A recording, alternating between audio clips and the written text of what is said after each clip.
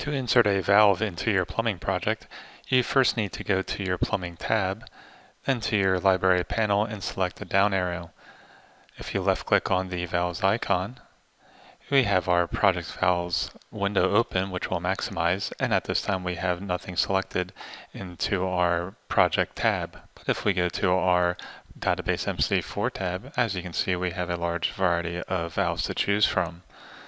We can filter it by going to our valve type, and if we would like to choose a bouncing valve, we can select the bouncing valve and enable the box filter.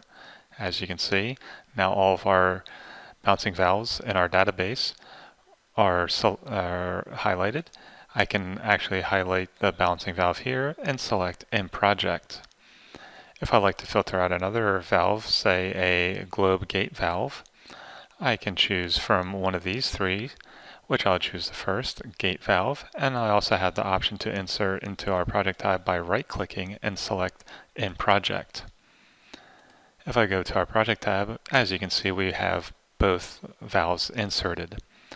If I left-click on the balancing valve, in our description, we have our code, we have our description and valve type, which are both balancing valve, our diameter class, which is our default here, but if you like, we have other options to choose from for our diameter class, but we'll choose our default of the ASTM D1785. We also have our manufacturer. We also have our center section here for our diameters, which range from 3/4 inch to 2 inches. We'll choose a 3/4 inch. And in our right-hand section, we have our data and values. Our data, we can type in our code, which is bill. So I'll type in bill. We have our nominal diameter, which is 3/4 inch. Our materials finishes. If I'd like, I can choose from any of these. I'll choose the 3/4 sweat adapter for both. I'll double-click. We also have our 2D symbol, our 3D drawing type and length, which is in inches. And if we would like, we can simply add or decrease our length in inches by simply left-clicking in the up and down arrows.